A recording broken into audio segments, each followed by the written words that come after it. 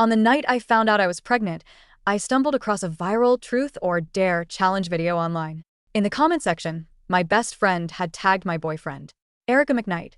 Do you dare to tell her that the only reason you take off her hearing aid every night is that she won't hear you in my room next door? David Frazier had replied almost instantly. No. Erika, don't be crazy. Erika, don't worry. I won't say a word, not since I'm dying. My only wish before I go is to see you two happy. The comment section exploded with fury. What nobody knew was that years ago, a drunk caretaker at the orphanage targeted me as a kid. Erika had shoved me into a utility closet and locked the door from the outside. She had protected me that night. And David had turned down a famous university offer and given up studying abroad just to spend 3 whole years tutoring me so I could make it into college. I owed them far too much. So much that even after discovering they were seeing each other behind my back, hating them felt ungrateful. After closing the app, I received a phone call from the hospital informing me that Erika was running out of time on the liver transplant list. As it turned out, I was a perfect donor match. I looked down at the other lab report resting in my lap. It showed that I was 6 weeks pregnant. I went to the hospital alone and signed the organ donation consent forms alongside the paperwork to terminate my pregnancy. After completing the pre-donation medical screenings, I sat in the quiet hospital hallway for a long time, wanting to spend just a little more time with the undeveloped life growing inside me. When I finally turned my phone back on, the video from last night was gone, along with all the comments. 13 missed calls from David Frazier and 17 from Erika McKnight popped up on my screen. I dialed David back, and he answered on the first ring. Hazel, where have you been? His voice sounded heavy and tense. Erika has been breaking out in cold sweats from the pain all day, but because she couldn't reach you, she refused to take her pain medication. Do you seriously have to make us worry at a time like this? I opened my mouth to speak, but my throat felt dry. The line went quiet before David finally noticed my silence. Where are you? I tucked the lab reports deep into my purse. I fine. He let out a sharp breath. Then get over here. Erika wants to take photos. Over the line, Erika gave a frail smile. Hazel, I just want a nice portrait for my memorial service. When I'm gone, I don't want you guys to remember me looking terrible. Stop talking like that. You look fine, David scolded. His tone sounded sharp, but as he poured her a glass of water, I heard the glass clink against the edge of the table. His hands were trembling. By the time I arrived at the studio, Erika was already dressed in a white gown. It was a beautiful dress, but she was so emaciated that the waist hung loosely around her frame. David stood behind her, his eyes rimmed red. When he saw me, he frowned. Why are you so pale? Before I could answer, Erika offered me a weak smile. Hazel. Instantly, David turned back to study her. I walked over and smoothed down the hem of her dress. She had been just as thin when we were kids, yet she had still pushed me into that utility room and locked the door behind her. Later, as she was being loaded into the ambulance, she had comforted me. Don't worry, Hazel. I might be small, but I can protect you just fine. The photographer's voice snapped me back to reality. Should we do individual shots first? Erika shook her head. Could we take the group shot first? They're the most important people in my life. After that, you can take my memorial portrait. David's face darkened. Don't use that word. Erika's eyes welled up with tears. I looked at her and spoke softly. Let's skip the group shot. They both looked over at me, and I smiled faintly. You two should take the couple portraits instead. Erika froze, and David frowned. Hazel, stop messing around. I ignored him and crouched down to look Erika in the eye. I just don't want you to be alone on the other side, without someone to stand by you. David fell silent. Tears spilled down Erika's cheeks, and I gently wiped them away. When the photographer asked them to step closer together, Erika hesitated, afraid to touch David. I took her hand and placed it gently around David's arm. It's all right. David looked down at her. Groom, put your arm around the bride, the photographer called out. David didn't bother correcting the photographer. Instead, he reached out and wrapped his arm around Erika, pulling her into his embrace. I stepped outside the frame, holding Erika's bag of medications in one hand and David's jacket in the other. As the flash went off, it suddenly occurred to me that David and I had never taken wedding photos together. So, I took a quiet half-step toward the edge of the frame, letting my blurred silhouette catch the side of their photo. It was a small way to fulfill my final wish. After the photo shoot, Erika asked if we could go for a walk outside. Just for a little bit, she pleaded. I want to look at the sky one last time. David refused. You're in no condition to be walking around. Erika lowered her head, falling silent. I opened my mouth to speak, but my vision suddenly flickered dark. Because of the blood drawing earlier, my legs felt weak, and a dull ache throbbed in my lower abdomen. I leaned against the back of a chair to steady myself. David caught my movement and furrowed his brows. Erika is already physically and emotionally exhausted. Don't get sick right now and make things harder for her. I forced myself to nod, picking up Erika's scarf. Let me walk with you guys. The wind bit outside. David held Erika gently as they walked ahead, while I lagged a few paces behind. Erika stood by the railing, staring into the distance. After a while, she suddenly spoke. David, I have one more wish. David's voice sounded tight. You have a lot of wishes today, don't you? Erika didn't laugh. She simply turned back to look at me. David turned as well. After a few agonizing seconds, he muttered, Hazel, take off your hearing aid for a second. I complied, and the entire world fell silent. David turned back to Erika and said something with utmost seriousness. Erika froze, then burst into tearful laughter. They thought I couldn't hear a word, but I knew how to read lips. He had said, I love you. A rush of bitterness swelled up in my chest. Wiping away the stream of tears, I slowly curved my lips into a smile and silently mouthed toward them. I love you both, too. For that, I was willing to step aside and let them be together. Erika cried until her body suddenly swayed. Startled, David lunged forward to catch her. Erika. Erika kept her eyes closed, her fingers still clutching his sleeve. David's voice trembled with sheer panic. Erika, stay awake. Look at me. Do you hear me? He scooped her up and ran toward the car as fast as he could, placing her gently in the back seat. Bending over to check her breathing, he trembled noticeably. The car sped off. He had forgotten all about me. I stood by the curb, slowly placing my hearing aid back into my ear. Then I hailed a cab and rode to the hospital on my own. By the time I arrived outside the emergency room, David was standing outside the doors of the emergency room. His dress shirt was badly rumpled, and traces of Erika's nosebleed were smeared across his hands. A nurse urged him to go wash up, but he acted as if he couldn't hear her, his eyes glued to those doors. When the doctor finally stepped out, David rushed over. How is she? The patient's liver function is failing, the doctor said, grave-faced. Any further delay is extremely dangerous. David swallowed hard. Have you still not found a donor match? I don't care how much it costs. The doctor sighed. It's not a matter of money. David's voice was raspy and broken. Then take mine. I just want her to live. As I watched from a few steps away, a memory suddenly surfaced from the time my hearing loss began worsening. Back then, I had been so terrified I couldn't sleep at night. David had stayed up sitting with me until dawn, his eyes bloodshot from exhaustion. He had simply stroked my hair and whispered, Don't be afraid. He had always been so steady that I had believed he would never break down.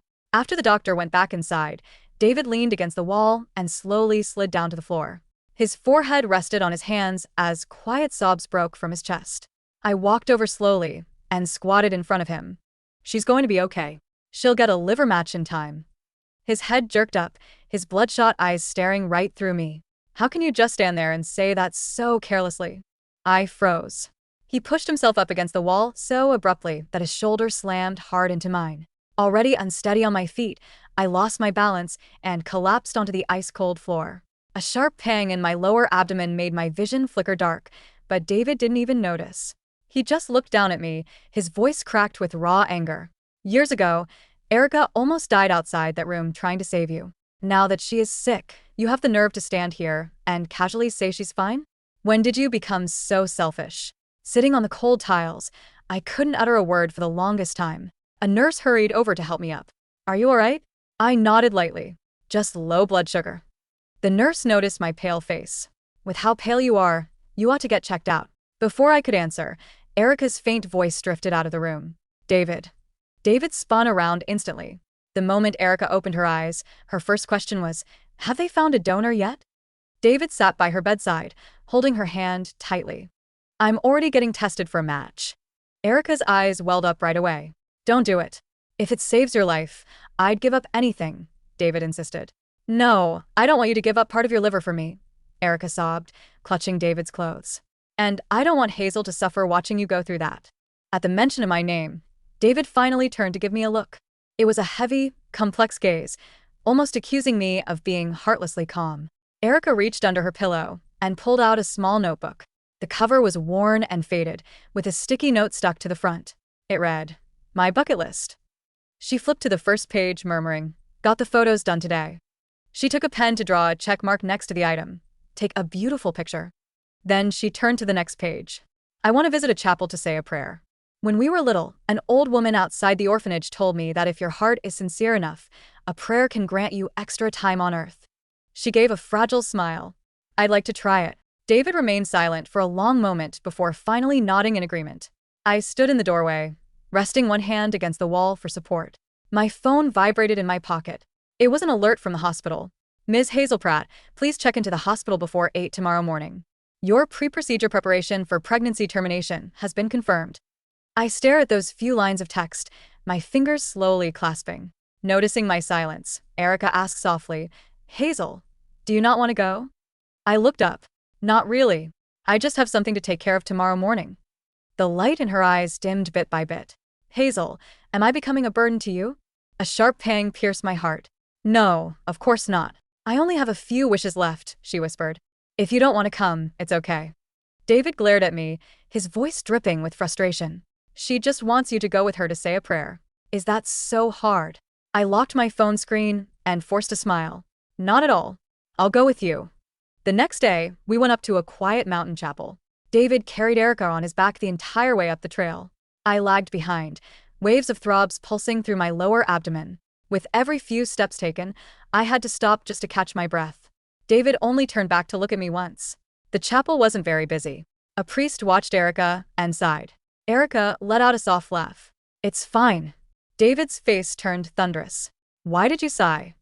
The priest shook his head and said nothing. Just then, the priest glanced at me and smiled. Peace, smooth paths, and everlasting blessings. My fingertips trembled softly. That was my blessing for my unborn child. David said urgently, Thank you for your well wishes for Erika. Erika froze. But this belongs to Hazel. Only then did David turn his gaze to me. You don't mind, right? I looked at Erika's bloodless face. If this blessing really possessed any power, then let it protect her. Later, Erika asked the priest to pray for her love and marriage. I can only pray for the same person once in a lifetime, the priest cautioned. Erika took a step back. In that case, save it for you and Hazel. David reached out and held her hand steadily. Don't worry about it. If you want it, go ahead. The priest read aloud, bound together through life and death. A deep bond impossible to sever. Bystanders nearby whispered that it was a sign of a beautiful match. Standing off to the side, I suddenly felt a wave of warmth spread across my lower body. I looked down and saw a spot of blood staining the hem of my dress. I gathered my jacket to hide it and stayed silent. On the way down the mountain, the trail felt even longer than the climb up. David walked ahead with Erika on his back. Resting on his shoulder, Erika asked softly, Where is Hazel? David glanced back and found I was standing several flights of steps behind them. She is slow, he said. We'll wait for her at the bottom. I tried to keep walking, but the unbearable pain in my abdomen flared up again. A warm rush surged down my legs. Finally, unable to hold out any longer, I turned around and headed back inside the chapel grounds. Off to the side of the main hall was a small first aid room. The woman on duty was a gray-haired lady. She immediately helped me lie down and administered basic first aid. You need to get to a hospital right now, she urged. Any longer, and your life could be in danger. I grabbed her hand tightly. Please, don't tell anyone. By the time David found his way back, I was just sitting up. He pushed the door open, relieved to see me fine. But then, his face darkened. Why are you hiding here? Look, I'm sorry about taking your blessing earlier. I'll come with you again to pray as long as you want. Erika has little time left. Can you just humor her for now? I looked him in the eye and nodded weakly. Okay. David helped me down the mountain, his phone buzzing nonstop along the way. Erika sent texts every few minutes. Did you find Hazel? Is she mad at me? David, don't snap at her. Glancing at his screen, David murmured to me, Remember, just humor her. Once we returned to the city, I went straight to the inpatient ward. The doctor hesitated. You're scheduled for the liver donation surgery tomorrow, but operating in your current condition carries immense risk. I closed my eyes. I know, but please, I beg you to proceed. That night, David called me 3 times, but I didn't answer. When he sent text messages, I didn't dare open them, eventually turning my phone off altogether. The next morning, news reached Erika's room that a matching liver donor had been found. David rushed to the doctor's office almost immediately. Through the door, I heard his voice clearly. When is the surgery? He asked eagerly. The donor has already checked into the hospital and all pre-op screenings have passed, the doctor replied. I can compensate them. Money, real estate, whatever they want, David said. The doctor shook his head. That won't be necessary. That morning, a nurse wheeled me out for the final round of pre-op checks. As we passed through the hallway, I overheard David on the phone. I still can't get hold of Hazel. Ever since we came back from the chapel yesterday, she's been acting strange. Erika's voice sounded frail over the line. Go look for her. David hesitated. Not until your surgery is finished. She's a grown woman. Nothing's going to happen to her. The nurse pushed my gurney into the elevator. Right before the door slid shut, I caught sight of David looking in my direction, as if catching a glimpse of the hem of my hospital gown. Just as he took a step forward, the elevator doors closed. In the afternoon, David brought fresh fruit and health supplements to the donor ward. I heard him asking the nurse outside, Can I just take one look? I just want to say thank you on Erika's behalf. The nurse stopped him. The donor needs to rest. He paused in the doorway. I lay with my back turned to the door, my hair splayed across the pillow, not daring to move or turn around. Through the crack in the door, his voice dropped slightly. She looks like someone I know. My fingers slowly gripped the bedsheet. The nurse offered a gentle smile. Mr. Frazier, you're just being too anxious. The surgery going smoothly is all that matters. David finally walked away. I relaxed my grip, my palms drenched in cold sweat. On the day of the surgery, Erika was wheeled into the operating room first. Lying on another gurney, I was pushed through an adjacent corridor by the nurses. Across the short distance, I saw David leaning down to tuck the blanket neatly around Erika's shoulders. 3 hours later, Erika's procedure proved a resounding success. When the doctor stepped out to deliver the good news, David was leaning against the wall. His eyes rimmed red as he choked out, Great, she made it. A second later, another nurse came sprinting out of the surgical unit. Who is the immediate family of Hazel Pratt? David froze, his voice trembling. Are you sure you didn't make a mistake? I'm a family member of Erika McKnight. How could Hazel be in the operating room? The nurse was frantic. There's no mistake. The donor is Hazel Pratt. She just underwent a pregnancy termination before entering liver donation surgery. Her vital signs are dangerously unstable right now. We need her family to sign the emergency consent form immediately. The hallway of the surgical wing fell into a dead, suffocating quiet. David's hand froze midair, inches away from the door handle he had been about to pull. His mind struggled to process the nurse's words, as if they were spoken in a foreign language he couldn't comprehend.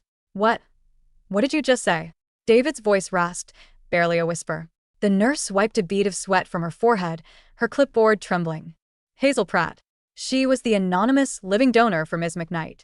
But her vitals are dropping rapidly. Her blood pressure is 60/40, and she's hemorrhaging because she underwent a pregnancy termination less than 24 hours before the liver resection. Her body couldn't handle the strain. Are you her family or not? We need someone to sign the critical condition notice. David felt as though a heavy iron mallet had struck him squarely in the chest. His vision blurred, the sterile white lights of the hospital ceiling spinning into wild, nauseating streaks. Pregnancy termination? David stumbled back, his legs giving out completely. He hit the wall hard, sliding down until his knees pressed against his chest. No, that's impossible. She never told me. She never. 6 weeks. The memory hit him like a physical blow. 6 weeks ago was the night of his graduation anniversary. The night he had held her in his arms, whispering promises of a future together. And 2 nights ago, while he was frantically checking on Erika, while he was ignoring Hazel's quietness, while he was letting Erika post those playful, cruel comments online, Hazel was sitting alone in the dark, holding a positive test in one hand and an organ donation form in the other. Sign it, please, the nurse urged, thrusting a yellow sheet of paper and a pen into his hands. Every second counts. David's fingers shook so violently he could barely grip the pen. His signature was a jagged, illegible mess of black ink. As soon as the nurse snatched the paper back and rushed through the double doors, David collapsed forward, his forehead pressing against the ice-cold linoleum floor. A high-pitched ringing filled his ears. He remembered her pale face at the photography studio. He remembered her leaning against the chair, her hand resting over her lower abdomen. Don't get sick right now and make things harder for her, he had scolded her. He remembered the chapel, the red stain at the hem of her dress that she had desperately hidden under her jacket. She is slow. We'll wait for her at the bottom. He remembered how he had dragged her down the mountain while she was literally bleeding out. Inside, carrying another woman on his back while the woman carrying his child was losing everything behind him. Hazel. A torn, ragged sob ripped from David's throat. He slapped his own face hard, again and again, until his cheeks burned red and his mouth tasted of blood. What have I done? What the hell have I done? He lunged toward Hazel's discarded purse, which the intake nurse had left on a chair near the nurse's station. With hands numb from horror, he unzipped it and dumped its contents onto the floor. Out fell her hearing aid case, a small box of painkillers, and 2 folded pieces of paper. David picked up the first paper with trembling hands. It was an ultrasound scan. A tiny, faint speck sat in the center of a dark circle. Below it, the bold print read, "Intrauterine pregnancy. Approximate 6 weeks." The second paper was a medical release form, dated yesterday morning. Patient: Hazel Pratt. Procedure: surgical abortion and preoperative prep for partial hepatectomy. Reason for procedure: emergency living donor liver transplantation. Below the doctor's notes, in Hazel's neat, delicate handwriting, was a small, handwritten line at the very bottom of the page. "I give my liver to pay back the life saved in the utility closet. I give my child to pay back the 3 years at the study desk. From this day on we are even." David held the paper against his chest, clutching it so tightly the paper crumpled into a ball. He buried his face in his lap and wept until he couldn't breathe, his cries echoing down the empty, sterile corridor like the wails of a condemned man. Hazel did not die. She remained in the intensive care unit for 3 days, suspended in a dark, painless void between life and death. When she finally opened her eyes on the 4th morning, the harsh white sunlight was streaming through the window blinds. The smell of antiseptic hung heavy in the air. The faint, rhythmic beep, beep, beep of the heart monitor was the only sound in the room. Hazel moved her fingers slightly, and 4-line was taped to the back of her left hand. Across her upper abdomen, a long, tight layer of surgical bandages bound her body, burning with a dull, throbbing pain whenever she took a breath. Her lower belly felt hollow, empty, as if a vital piece of her soul had been scooped out and discarded. She turned her head slowly. David was sitting on a plastic stool beside the bed. He looked unrecognizable.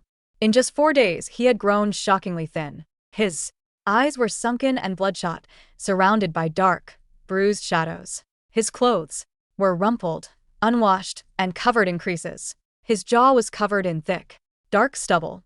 When he saw her eyelids flutter, David jumped up so fast the stool clattered to the floor. "Hazel." His voice was choked, raw with exhaustion and desperation. He reached out to touch her face, but his hand stopped midair, trembling violently, afraid that even a feather-light touch might break her. "Hazel, you're awake." Doctor, she's awake." Hazel didn't move. She stared at him with complete, unreadable calm. There was no hatred in her eyes, no anger, no sadness. There was only a vast, empty void, the look one gives to an absolute stranger. A team of doctors and nurses rushed into the room, checking her vitals, shining lights into her eyes, and examining her surgical drains. "It's a miracle," the head surgeon remarked, tapping the monitor. "Her liver function is stabilizing, and the uterine bleeding has stopped. Miss Pratt, you have an extraordinarily strong will to live." Hazel offered a faint, polite nod to the doctor. "Thank you." When the medical team finally left, the room fell into an unbearable silence. Once more, David fell to his knees beside the bed. He took her cold, limp hand and pressed it against his cheek, tears bursting from his eyes instantly. "Hazel, I'm sorry." "I'm so sorry," he sobbed, his shoulders shaking convulsively. "I didn't know. Swear to God, I didn't know about the baby. I Didn't know you were the donor. If I had known, I would have killed myself before letting you enter that operating room." Hazel looked down at his head resting near her hip. She felt the warmth of his tears soaking into her blanket. Yet, inside her heart, not a single ripple stirred. "David," she said softly. Her voice was raspy from the intubation tube, but remarkably steady. David raised his head, looking at her with eyes filled with agonizing hope. "Yes? I'm here, Hazel. I'm right here. I'll never leave you again. I'll spend the rest of my life making this up to you." "Where's my hearing aid?" she asked. David blinked, taken aback. He hurriedly reached into his pocket and pulled out the small, velvet-lined case, placing it carefully on the bedside table. Here. It's right here. Hazel reached out, picked up the device, and held it in her palm. But instead of putting it into her ear, she simply looked at it for a long moment. Then she turned her gaze back to David. You don't need to make anything up to me, she said gently. 3 years ago, you gave up your dream of studying abroad to tutor me. You spent thousands of hours sitting across from me, explaining equations I couldn't understand, protecting me from the insults of people who made fun of my hearing. David's heart sank into a pit of ice. Hazel, don't say that. I did that because I loved you. And years ago, Hazel continued, her voice as smooth as still water, Erika locked me in that closet. She took the beating from that man, so I wouldn't have to. She turned her eyes toward the ceiling, watching the shadow of a bird pass by the window. I spent my entire youth carrying the weight of those 2 debts, she whispered. Every time you were impatient with me, I told myself I had no right to complain. Because you gave up your future for me. Every time Erika took something from me, I told myself I had to yield because she saved my life. She paused, taking a slow, painful breath that strained her surgical wound. Now, Erika has half of my liver. And you have the child I sacrificed so she could live. Hazel turned her head back to look directly into David's terror-stricken eyes. The debt is paid, David. Every single cent of it. I don't owe you anything anymore. And you don't owe me. No, Hazel, please. David grabbed her arm, his voice rising into a panicked scream. Don't say that. We can start over. We can get married. We'll have another child, I swear it. I'll hire the best doctors, I'll take care of you forever. Hazel didn't pull her arm away. She simply reached up with her free hand, opened the hearing aid case, and flipped the tiny power switch to OFF. Then, she placed the dead hearing aid into her ear. The sound of his desperate begging, his frantic apologies, his agonizing sobs, all of it vanished instantly. The world around her became completely, beautifully silent. She looked at David, whose lips were moving wildly, tears streaming down his face as he screamed her name. She met his gaze with a serene, gentle smile, closed her eyes, and turned her face toward the sun. 2 weeks later, Hazel was moved to a general recovery ward. During those 2 weeks, David never left the hospital. He slept on the floor, outside her room, washed his face in the public restroom, and bought fresh flowers every morning to place on her windowsill. Hazel never spoke a single Word to him. Whenever he walked into the room, she simply switched off her hearing aid or turned her back to him. Meanwhile, in the luxury suite on the top floor of the hospital, Erika was recovering rapidly. Hazel's healthy, young liver tissue had adapted perfectly to Erika's body. Her Color had returned. Her lab results were glowing. But as her physical body healed, her world was falling apart. When Erika finally learned the truth from the nurses, that her donor wasn't an anonymous hero, but Hazel, that Hazel had aborted David's baby to save her, Erika lost her sanity. On a rainy Tuesday afternoon, the door to Hazel's room was pushed open. Erika stood in the doorway, wearing a white hospital gown, clutching an 4-pole, with pale, trembling hands. Behind her, David tried to stop her, his face dark and haunted. Hazel. Erika choked out, stepping into the room. Hazel was sitting up in bed, reading a book. She glanced up, her expression unbothered. She didn't turn off her hearing aid this time. She just watched. Erika stumbled toward her bed. Erika fell to her knees by the side of the bed, reaching out to grab Hazel's blanket. Hazel, why did you do it? Erika wept bitterly, her voice filled with a mixture of terror and overwhelming guilt. Why didn't you tell me? If I had known it was your baby, I would rather have died. How am I supposed to live like this? Every time I take a breath, I feel your liver inside me? It's burning me, Hazel. It's burning me from the inside out. David stood near the door, his eyes hollow, staring at the floor. He didn't move to comfort Erika. He didn't move to help her up. The golden, tragic romance he and Erika had envisioned, the grand, heroic battle against terminal illness, had turned into a grotesque, blood-soaked nightmare. Hazel looked down at Erika's sobbing form. You don't have to feel guilty, Erika, Hazel said calmly, her tone devoid of any warmth or bitterness. I didn't do it because I love you. Erika's sobs caught in her throat. She looked up, her tear-stained face pale. What? I didn't do it to save your life, Hazel repeated, looking straight into Erika's eyes. I did it because I was tired. Tired of what? Tired of being the charity case. Tired of being the quiet, pathetic deaf girl who had to smile and be grateful every time you took a piece of my life. Hazel Said softly. You tagged David in that comment because you wanted to prove that. Even on your deathbed, you held more power over my life than I did. You wanted to leave a permanent mark on our relationship before you died. Erika's lips trembled, but no words came out. Hazel had exposed the dark, ugly secret buried deep within her heart, the desperate, selfish jealousy that had driven her to manipulate David's sympathy for years. So, I gave you what you wanted, Hazel continued, her voice chillingly quiet. I Gave you my liver. I gave you your life back. But in return, I bought my Complete freedom from both of you.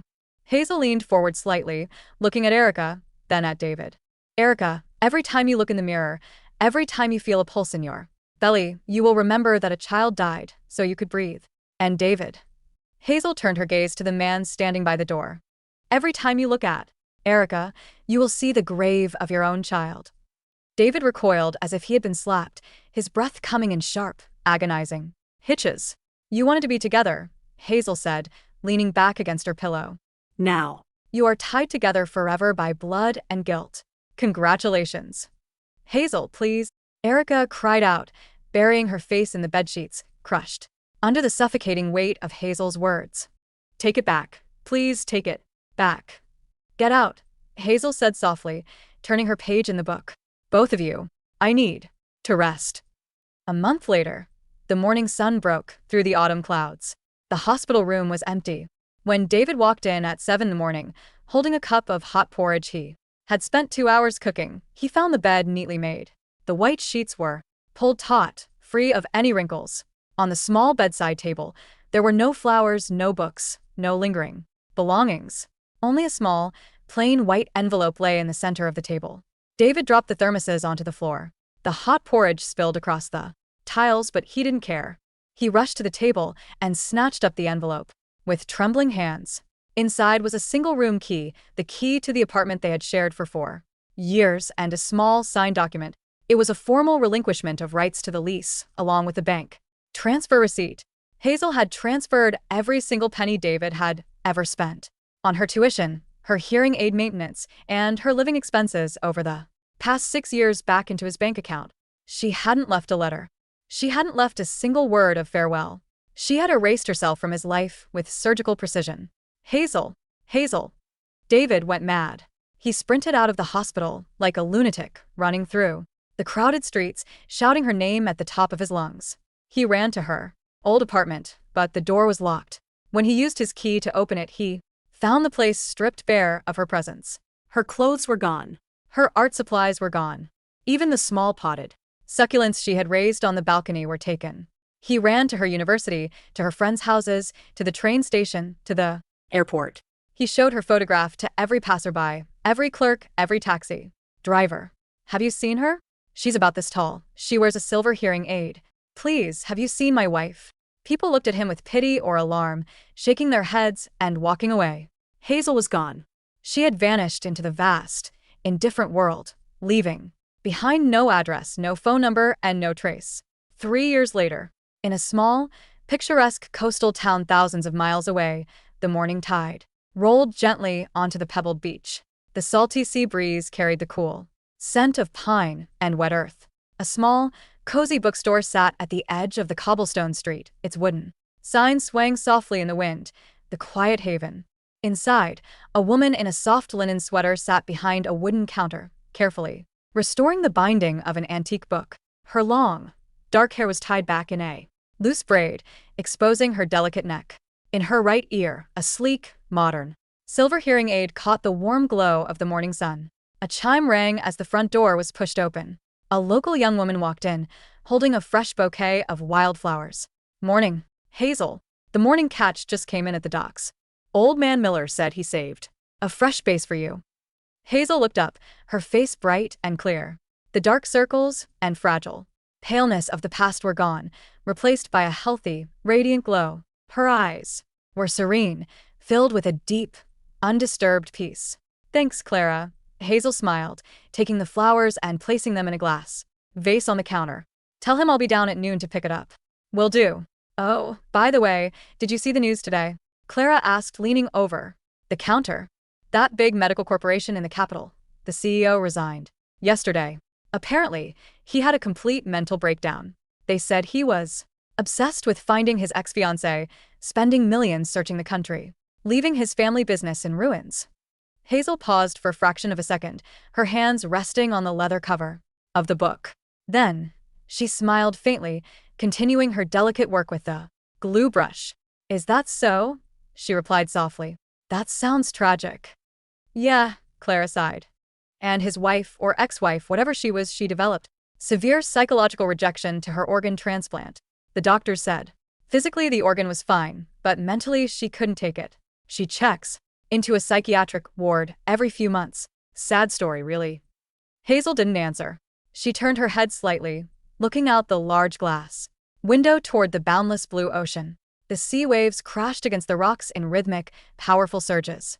Through her hearing aid, Hazel could hear the crisp, sharp sound of the wind, the laughter of children playing down by the shore, and the gentle rustle of book pages turning in the breeze. She reached up with her fingers, lightly touching the small silver device in her Ear. Years ago, she thought the world was divided into sound and silence, that turning off her hearing aid was a way to escape pain, and turning it on was an obligation to listen to others. Now she finally understood. Silence was not a punishment, nor was sound a trap. The choice was always hers To make. Hazel took a deep breath of the ocean breeze, picked up her brush, and continued writing her own quiet, beautiful story.